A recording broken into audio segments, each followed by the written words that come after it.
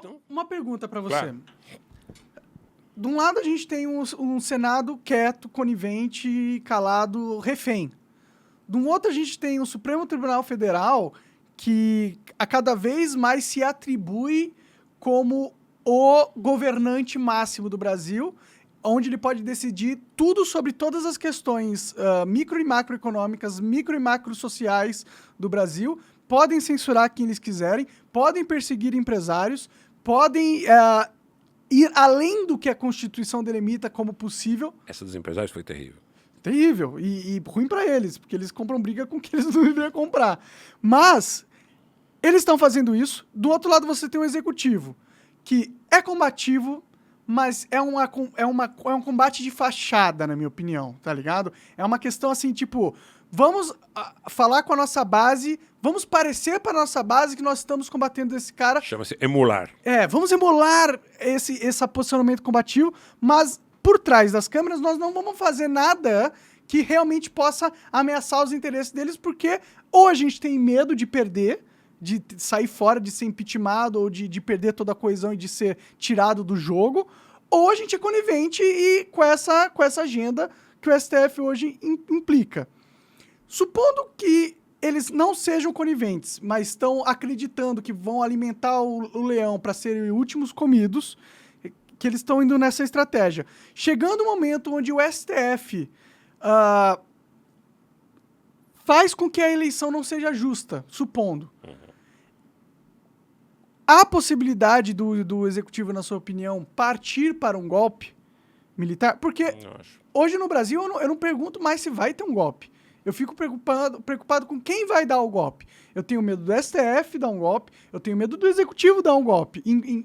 Eu não sei, ou o próprio legislativo. Porque existe o Brasil está caótico, a política está caótica, está todo mundo dividido, é uma briga que escala cada vez mais, que afeta os direitos individuais do cidadão, tende a escalar. Uma hora alguém rompe. Porque esse grupo, lembra que o Putin não quer sair do poder, não quer perder? Eu não acho que o Bolsonaro quer perder, não. Tá ligado? Mas eu não sei se ele teria força, porque, veja, a maior parte do exército brasileiro, a maior parte das forças armadas brasileiras tem uma concepção legalista. É uma concepção de formação dos militares. A maior parte do exército brasileiro é legalista. Eu não acredito na possibilidade de uma ruptura institucional. Pode acontecer? Pode. O clima é tenso? É tenso. A gente vê, percebe, ouve, a gente tem uma interlocução boa com esses setores, a gente sabe que há muita tensão. Há muita preocupação. Antes de continuar desenvolvendo esse raciocínio, eu quero dizer que o que você colocou antes, está indo um de cada vez, tá certo? É como se nós voltássemos, de alguma forma, àquele período de exceção dos horrores do nazismo e dissessem, primeiro foi o vizinho porque era comunista, depois outro porque era judeu, eu não era nem judeu nem comunista, depois foi o outro porque era vinculado a uma organização antigovernamental, mas eu também não era, então, quer dizer, você não liga porque não é com você, tá? Eu acho que parte do jogo do globalismo é atacar um por vez. É isso, tá? E atacar um por vez de maneira que esse ataque seja tão intenso, seja tão forte, tão desproporcional, que todos que estão à volta daquele o larguem como leproso. Você entendeu? Sim, sentir na pele isso aí. Se o teu amigo, o cara que está com você, corre com você, que você diz que você conhece seus amigos nas horas difíceis. O cara que fala para você que você é irmão, que você é lindo, que te beija, que te abraça, que vem tomar cerveja com você, que vem tomar vinho com você, a hora que suja para você, ele não quer saber se você está certo ou se está errado. Ele quer saber que contra aquele poder que é muito grande, ele não vai se... E talvez não é a questão de ser amigo ou não, é a questão de, tipo, como que você combate, tá ligado? Se você tem um amigo que tá brigando sozinho com a parada e você sabe que ele vai perder. Tipo, só que aí é um junto. sentimento, eu acho que é um sentimento de sobrevivência que, se as pessoas adquirissem um pouco de consciência política um pouco mais profunda, perceberiam que eles serão os próximos e agiriam de maneira um pouco mais consensuada. Mas todo mundo acredita que alimentando o leão vai ser o último comido. Então todo mundo acha que não é com ele. É aquela história, é sempre com o filho dos outros, é sempre com a filha dos outros. O ser humano não tem essa é a primeira essência parte. Altruísta. Não, então essa é a primeira parte. Eu não acredito em ruptura, até porque eu acredito que qualquer tipo de ruptura geraria um tipo de sanção de tal sorte, de tal força no contexto do que a gente vive, que pouca gente se disporia a suportar. Então, eu acho que pode haver uma ação isolada de alguém, de algum grupo, em algum momento, pode. Mas eu acho que não se sustenta contra a realidade que a gente vive. A gente não tem uma consciência nacional de uma dimensão e de uma profundidade que possa avaliar isso num outro de um jeito a longo prazo e inteligente. E as Forças Armadas são legalistas. Tá? E as Forças Armadas são majoritariamente legalistas. Você pode ter alguns setores, alguns generais, alguns coronéis, você pode ter alguns almirantes, você pode ter algumas brigadeiros que estejam mais insatisfeitos. Não, eu não quero que o golpe aconteça, tá? De nenhum dos lados. Não acho que vai, não acho que haverá. Mas é que o golpe do STF já foi dado, né? Se a gente entender dessa forma, esse golpe foi dado há muito tempo atrás, né? Tipo, ele... Não vou dizer que foi dado, retiro o que eu disse. Mas ele está sendo construído. Que ele está sendo construído, eu acho que é inegável. Mas o que mais poderia acontecer, na tua visão, em relação ao acirramento de uma posição de superempoderamento? A gente vai ter um STF soberano sobre todas as questões nacionais. Eu acho que o STF, em algumas searas que são do Executivo e do Legislativo, ele ingressou. E na minha concepção, o STF deveria ser um tribunal constitucional. E você acha que eles vão parar? Ó, você pega um poder, você pega uma peça. Não acontece nada com você. Você pega outra, não acontece nada com você. Você vai expandindo a sua esfera de influência e não acontece nada com você. Você vai parar? Monark, você não vai parar. Pô. Essa consciência, ela tem que vir de fora para dentro. As pessoas têm que se conscientizar e cobrar suas lideranças políticas. Votar em gente que tenha compromisso com a erradicação de determinadas injustiças ou invasões. Tem que haver uma renovação no Senado, então. Forte, pô. Importante. É importante você ter... Agora você vai renovar 1/3 do Senado. Mas é importante que você renove o Senado, esse 1/3 do Senado, com senadores que estejam comprometidos, que cada macaco no seu galho, pô. Cada um no seu quadrado. Que senador está apontando as arbitrariedades e autoritarismos do STF nesse momento no Brasil? Na legislatura atual? Olha, eu, para apontar o nome, teria um pouco de dificuldade. Alguém que enfrenta isso de uma maneira. E para candidatura? Quem que está enfrentando? Quem que está cobrando isso? Que sejam colocados cada um dentro do seu quadrado é o discurso do Aldo, que é candidato a senador. Quem mais além dele? Olha, eu conheço mais proximamente o Aldo e ele disse... Você conhece o Aldo? Porque você é um cara que está inteirado nisso. Estou inteirado. Você tá de olho, você quer saber quem são seus aliados. Quero saber. E você não encontra. Difícil. Mas esse é o problema. A gente está indo para uma renovação política que não vai atacar esse problema. Deve ter mais gente. E o Lula, você acha que o Lula ele é nacionalista, ele é globalista ou ele é comunista? Qual Lula? Aí eu tenho uma dificuldade, porque nós temos alguns Lulas dentro desse contexto. Esse? O Lula que governou o Brasil teve muitas atitudes importantes e positivas em relação, inclusive, às Forças Armadas. Ao projeto submarino nuclear, ao projeto da Força Aérea, ao projeto dos Gripens, ao projeto da defesa das fronteiras, a questão do CISFRON, muita coisa que foi desmontada a posteriori.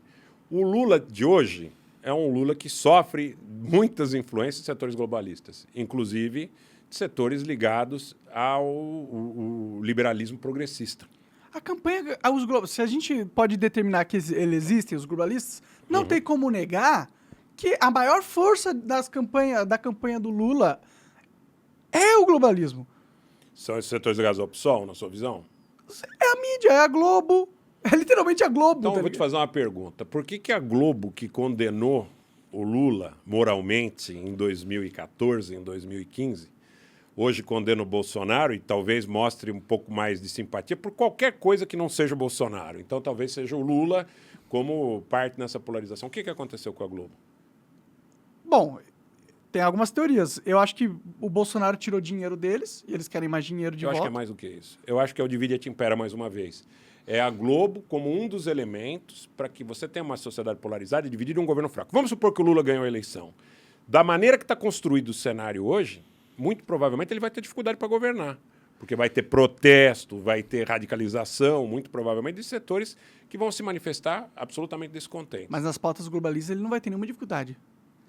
Porque talvez nenhum deles tenha se mostrado efetivamente antiglobalista. Esse é o grande ponto. Porque o que é o globalismo? Para mim, não há maior representação do que a gestão da questão econômica, porque todas essas pautas, essas agendas de diversidade, como colocam, que eu não acredito que seja esse o termo, eu acredito que é uma apropriação de direitos, muitas vezes, justos. De novo, é a mesma história, corrupção, todo mundo é contra. Mas você não pode usar a corrupção para ficar removendo o governo, quebrando empresa, seja no Brasil, seja na Ucrânia, seja onde for. Então, eu vejo que, no aspecto econômico, eu não vejo, da mesma forma que eu te falei em relação à candidatura do Aldo para o Senado, eu não vejo alguém falando, de uma maneira muito clara e muito taxativa, que se opõe à interferência desses sistemas no gerenciamento das questões macroeconômicas nacionais. Talvez no plano, no projeto, no livro do PND do Ciro, tenha alguma menção nesse sentido, tímida. Pode ser que alguns amigos meus vinculados ou mais próximos deles fiquem chateados, mas estou falando muito francamente aqui com você. Tímida, ainda pelo que eu acredito que deveria ser. Por quê? Porque nós temos que falar muito mais, e tem passagens que falam sobre isso, sobre uso dual, sobre a questão nuclear, que as pessoas têm medo de falar sobre isso. É porque por isso que eu falo. É pedir para ter guerra. Não é pedir para ter guerra, Monark, é pedir para ir para a capa do UOL. É pedir, por isso que eu falo. Também. Não, mas é a desculpa pelo qual o UOL ia usar. Vou fazer uma inconfidência aqui. Vou fazer uma super inconfidência. Comandante Farinazzo, não fique chateado comigo. Mas nas primeiras conversas que eu tive com ele, eu disse para ele, eu falei, olha, essa questão é mais do que justa. Mas amanhã depois pode estar a Folha de São Paulo, o Estadão ou o UOL nos criticando aí de uma maneira a tentar nos atacar de homem, nos descredenciar. E ele foi lá e sustentou. Ele falou, não, o Brasil precisa, o Brasil precisa, o Brasil precisa. Então eu acho que no processo eleitoral é uma puta oportunidade de você dar uma prestigiada num cara que está, sabe, peitando o sistema. Porque chamou a briga para si. Ele chamou para ele, quer dizer, colocou todos os holofotes em cima dele. Nós entrevistamos o Ciro. Eu e ele, nós entrevistamos o Ciro. Nós falamos sobre essa questão do armamento. O Ciro, pelo que eu pude depreender, ele colocou alguma coisa no seguinte sentido. Olha, nós temos que ter o direito de deter a tecnologia, se for necessário, para... Mais ou menos nesse sentido foi a resposta dele, se eu bem entendi. Mas ninguém chega... Você não tem um supercomputador, né? Mas ninguém chega... Talvez até tenha, mas é uma polêmica. Mas eu acho assim, que ninguém chega e peita a ponto de... E também numa candidatura majoritária, numa candidatura presidencial, chamaria um holofote para si, ia chamar o cara de assassino, de genocida, de nazista, de fascista. Se o Ciro defende a bomba atômica, acabou para ele. Entendeu? Acabou, a campanha dele acabou. Faria Lima... Ele vai ser atacado por ONGs, todas think as... tanks, Sim. todos, né? Então, eu acho assim, que é uma briga, que é uma discussão necessária, mas é uma briga ingrata. É aquela história, cara, eu sou corajoso, mas eu não posso ser autodestrutivo. Mas eu acho que a gente precisa de um pouco de coragem para tratar desses temas. Eu acho que a gente precisa de um pouco de autodestruição também. Em que sentido? Eu acho que quem não aposta ser autodestruído não consegue mudar nada nesse mundo. Um pouco de risco, um pouco de arriscar um pouco para ver se a gente consegue transformar. Sem risco não há conquista. Se ninguém fala, se nunca ninguém fala, se nunca ninguém defende, nunca vai ser... A política nunca vai ir para esse lado. A primeira etapa de se conquistar uma pauta é falar sobre ela. Sim. Se não fala, acabou. Você nunca vai conquistar a pauta. Se você não dá o primeiro passo, que é falar sobre ela, essa pauta nunca vai ser colocada em discussão. Não, sem dúvida. Eu vejo que essa questão é necessária e que precisa ter muito brio, que precisa ter muita coragem, que precisa ter muita gana e precisa ter muito amor ao Brasil, cara. E pouco amor à vida. Pouco amor à vida. Não sei se é pouco amor à vida. Você acaba de assistir um corte do Monark Talks. Agradeço demais, mas se você quiser ver o vídeo na íntegra e acompanhar ao vivo todas as transmissões, você tem que ir lá no rumble.com/monark para não perder nada. Segue a gente lá.